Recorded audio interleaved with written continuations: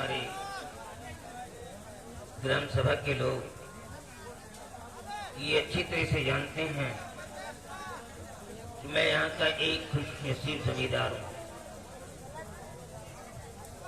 दुनिया में दोस्तों में दो भाई था, लेकिन बहुत पहले की बात है, कई बरस गुजर गए। मेरा छोटा भाई अपनी पत्नी को साथ में लेके और मेरी पत्नी को साथ में लेकर के और अपने बेटे को लेकर के जूनागढ़ के मेले में गया था। और मेला देखने के बाद जब वहां से वापस चला घर के लिए तो रास्ते में एक्सीडेंट हो गया और उस एक्सीडेंट में मेरा भाई और मेरे भाई की पत्नी दोनों की मौत हो गई। सौभाग्य से मेरा भतीजा बच गया, लेकिन उसी एक्सीडेंट में मेरी पत्नी की दोनों आंखों की रोशनी चली गई। मैंने बहुत इलाज करवाया, लास्ट में हार गया। इसकी आंखों में पुनः रोशनी नहीं ला सकता, लेकिन फिर भी मेरी पत्नी अंधी होकर के भी मेरे भतीजे की परवरिश किया, जबकि उस समय वो मात्र 3 साल का था। और आज वही मेरा भतीजा प्रेजेंट टाइम में बीए कर रहा है, पाल पोष करके मेरी पत्नी में तैयार कर रहा है। दोस्तों, मेरा भी एक बेटा है जिसका नाम समर है। मेरा भरा पूरा परिवार है, किसी चीज की कमी नहीं है। 200 बीघे जमीन भी मेरे पास है, मेरी बहू भी है। लेकिन तकलीफ मेरे को उस समय होती है जब मैं अपनी पत्नी के पास बैठता हूँ और इसकी हालात पे नजर डालता हूँ, तो मेरे को बहुत तकलीफ होती है कि काश इस उम्र में इसकी आंखों में जरा सा भी रोशनी होती तो कम से कम कुछ काम अपने हाथों से कर लिया करती, दूसरों का सहारा न लेना पड़ता। ये सोच सोच करके कभी कभी मैं रो देता हूँ। बेटे, जरा समर सिंह को बुला करके ले आओ।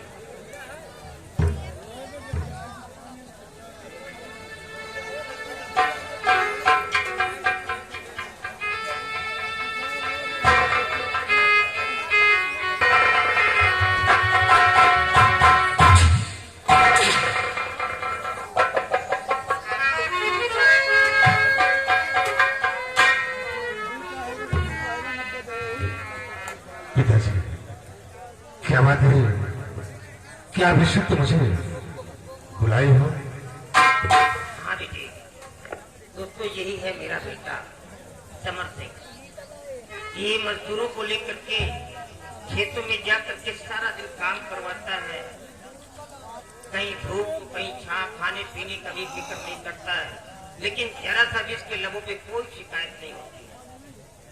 ऐसे बच्चे को पा करके मेरा संपूर्ण जीवन धन्य हो गया। मैं तो यही प्रभु से विनती करता हूँ कि भगवान अगर किसी को औलाद दे तो मेरे समर सिंह जैसा बेटा दे। ऐसे बच्चे को पा करके मेरा जीवन धन्य हो गया। सुनो बेटे, मैंने किस लिए बुलाया है?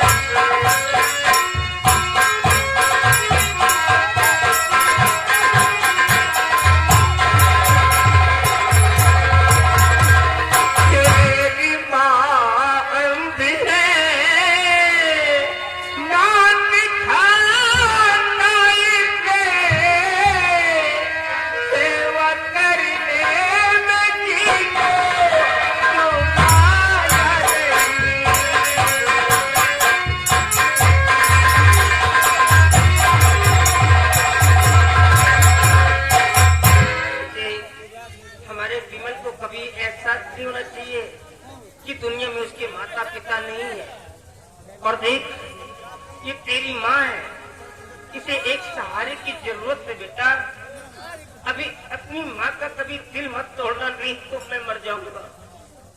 बाबूजी, आप इसके लिए बेफिक्र नहीं, और आप लोगों की सेवा करना तो हम बच्चों का धर्म है। कहते हैं जो औलाद माँ बाप की सेवा कर लेता है उससे बढ़कर के कोई तीर्थ धाम नहीं होते।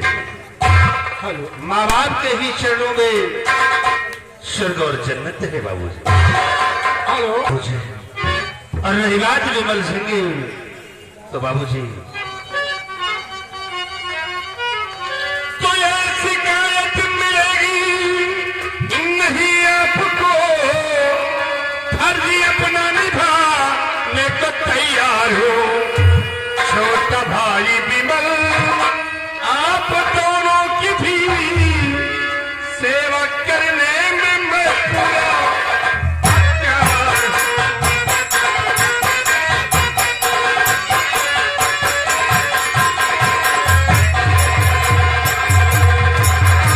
छोटा भाई विमल आप दोनों की भी सेवा करने में मैं पूरा तैयार हूं।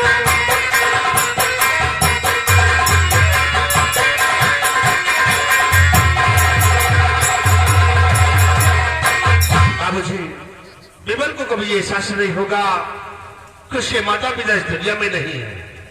हम उसे सके से पढ़कर प्यार देंगे बाबूजी। हाँ बेटी, मैं यही चाहता हूँ। और लेकिन विमल अभी तक कॉलेज से आया नहीं।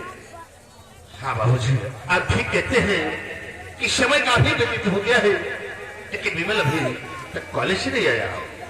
हो सकता है कहीं अपने दोस्तों के संग रुक गया हो। थोड़ी देर तस्वीर रखिए आप।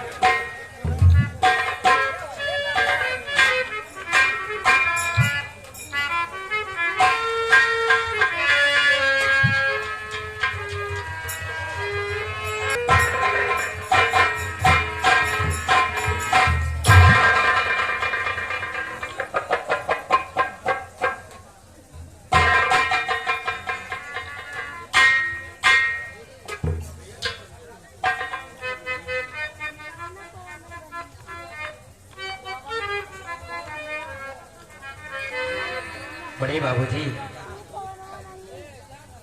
ऐसे कभी भी कॉलेज से आया करता था तो इस तरह आप लोगों के एक साथ बैठे मैंने कभी नहीं देखा है।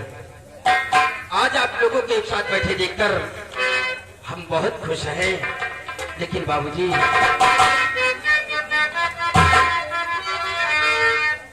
आज परिवार पूरा एकत्रित यहाँ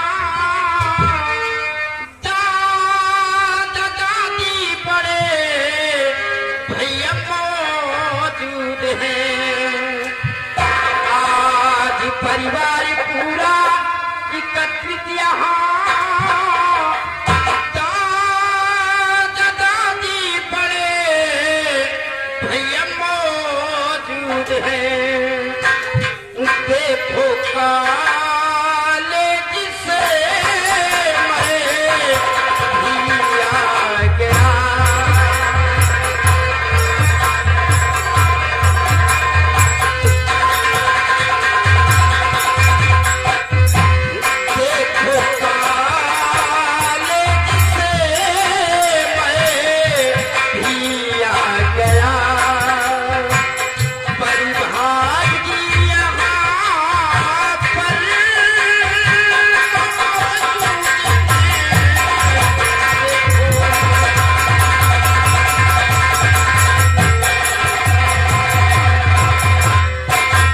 बड़े बाबूजी, हमारे घर के सारे सदस्य लोग यहाँ पर मौजूद हैं, पर भाभी जी कहीं नजर नहीं आ रही हैं। और ये फिर आ गए, छा गए वही मुलायम। तो मालूम था कि तू यही बोलने वाला है, क्योंकि जब तू भाभी से जब तक नहीं मिलता है तू परेशान रहता है, और तेरी भाभी जब तक तेरे को नहीं पाती वो बेचैन से रहती है। अगर कॉलेज से जरा सा भी लेट हो जाता है ना तो भागते मेरे पास आते और यही पूछती है कि अभी तक मेरा ड्राइवर क्यों नहीं आया। मैं परेशान हो जाता हूँ। अभी इसके पहले मैंने देखा था तेरी भाभी तेरे कपड़ों को वॉश कर रही थी, मतलब मेरे कपड़े धुल रही थी। अब इस समय वो क्या कर रही हो ये बताएगा, मैं नहीं बता। ठीक है बड़े बाबूजी। बड़े भैया आप एक ही बतलाए इस वक्त हमारी भाभी जी कहाँ पर हैं? विमल, तो अपनी भाभी की बात करते हो और तुम्हारी भाभी तुम्हारे लिए खुद बेचैन रहती है कि जब तक तुम कॉलेज से नहीं आते हो हर वक्त खुद परेशान रहती है। लेकिन विमल, इन बातों को छोड़िए, ये बताइए कि सब तुम्हारी पढ़ाई कैसी चल रही है, पढ़ाई का क्या हाल है? अरे भैया, दादा और दादी जी की आशीर्वाद से और आपकी दुआ से हमारी पढ़ाई अच्छी चल रही है।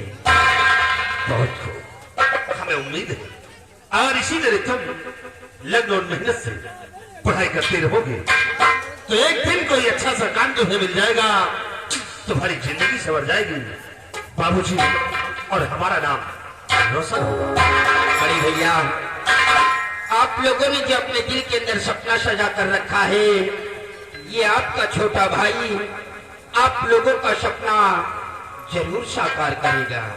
मेरे भाई, हम लोगों की उम्मीदों पर कभी पानी नहीं भी देगा। नहीं बड़े भैया, लापरवाही बिल्कुल नहीं।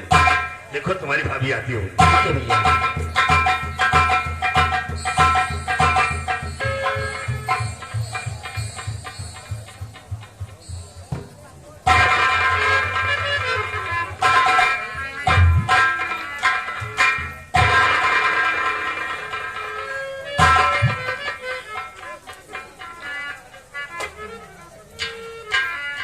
बाबूजी और माँ, सभी लोग आपस में बैठ कर यहाँ बातें करें, मैं भोजन बना करके इंतजार करना। चलो सब लोग भोजन करो।